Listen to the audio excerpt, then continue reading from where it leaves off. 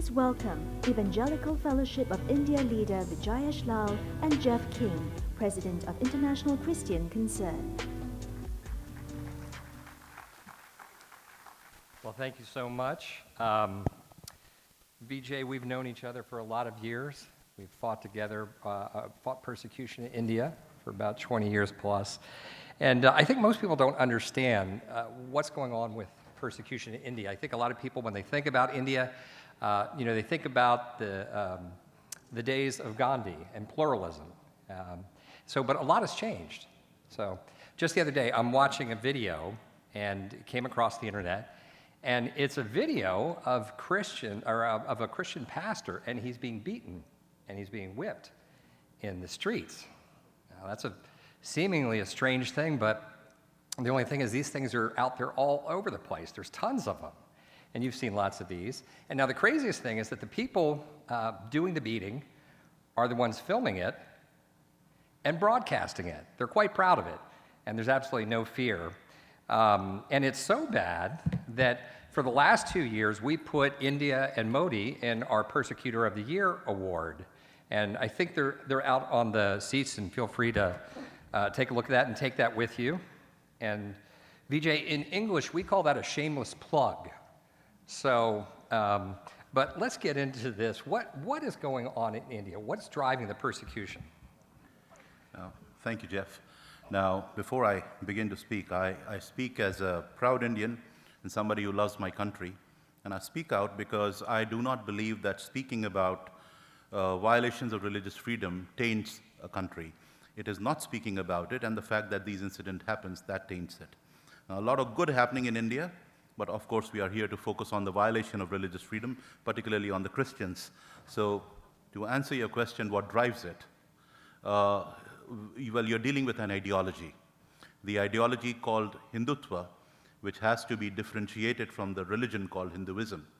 Hindus are peace-loving people. Most of them are very tolerant.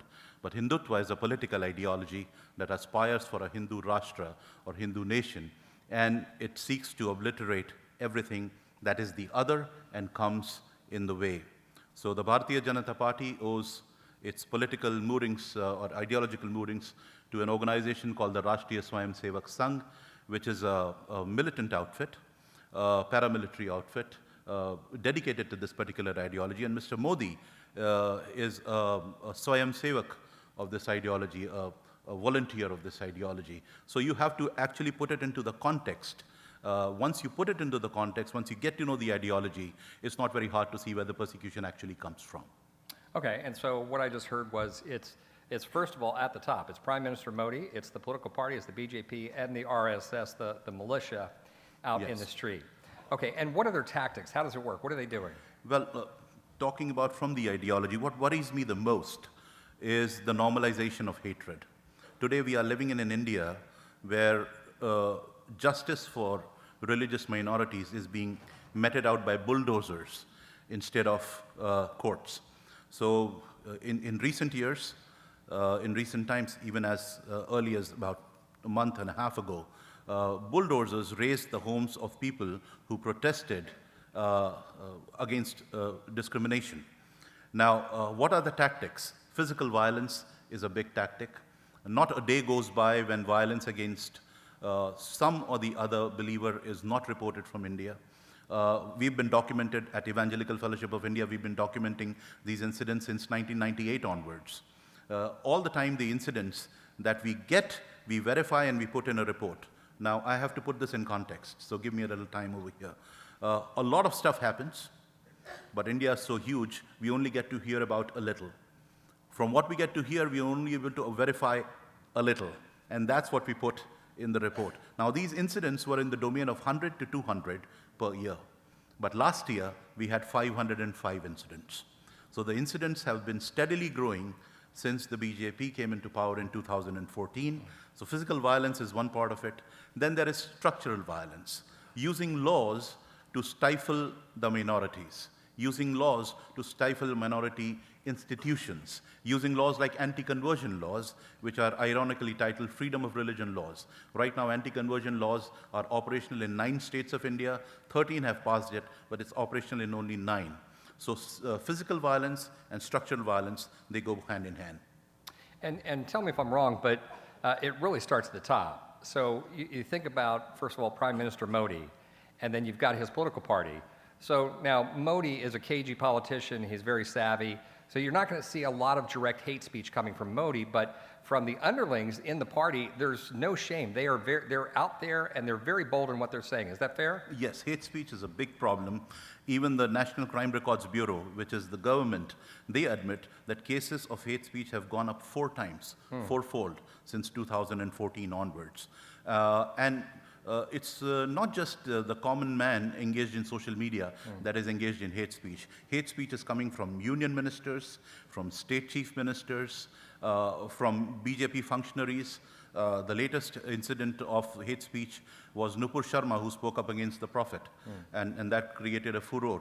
But both Christians and Muslims receive a very high, fair amount of hate speech, and hate speech being unchecked is one of the major reasons for the growth of persecution. And again, tell me if I'm wrong. So I think the effect of the hate speech, too, is, first of all these horrible things are said, the marginalization, et cetera, standard hate speech. But then what happens, it's like, the followers are then encouraged to go out and attack. They're emboldened. Yes. And then not only that, but there's impunity. So it's very clear there's no arrest. Perpetrators are not arrested. Attackers, usually the Christians are arrested. The pastor's arrested after being beaten. So that's part of the effect. And it's very clear there's no denunciation by Modi. Yeah. So I think that's our job. We have to pin this on him. Is that fair? We need to pin this on the government because the government needs to be accountable. Yeah. That's for sure. In a globalized world, you cannot help but be accountable. Yeah. And you are very right to talk about impunity. So Christians are being attacked and Christians are being arrested. Now, it's not that Christians are going out into the streets and preaching and then they are being attacked. Private parties, birthday parties, police storms into them, arrests people and say you're converting. The very convenient bogey of conversion is being used against the church.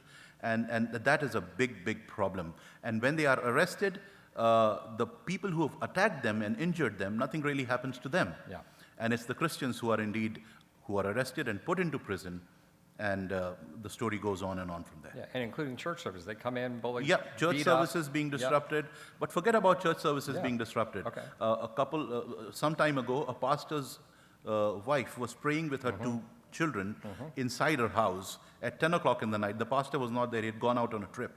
Police barges in, tells them what you're doing in the bedroom, tells them what you're doing is anti-national. Unbelievable. That's ridiculous. Of course, right? So what do we need to do with this? Besides, first of all, it's very clear we need to say, BJP, Prime Minister Modi, this is untenable. This should not be happening. And of all places, a country that has religious freedom on the books in the Constitution. But what else can we do? We need to create awareness about it. Yeah. I think the persecution of Indian Christians is something that the West does not normally speak on. There is a lot of persecution in the world, so we kind of get sidelined. But when you think about it, 2.3% of India's population is Christian, and so there's a whole lot of people out of 1.3 billion that are being persecuted for their religious beliefs. We need to create awareness about it. Then we need to ask the Indian government to be accountable, because as I said, in a globalized world, we better be accountable to each other. That's right. We need to raise our voice as well. Yeah. And what in the U.S., what should be done? What should we be pushing the U.S. government to do?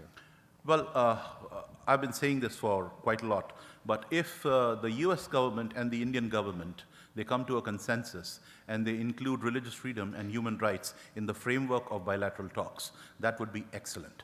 Absolutely. Yeah. Well, thank you. God bless you. Thank you, everybody. Thank you.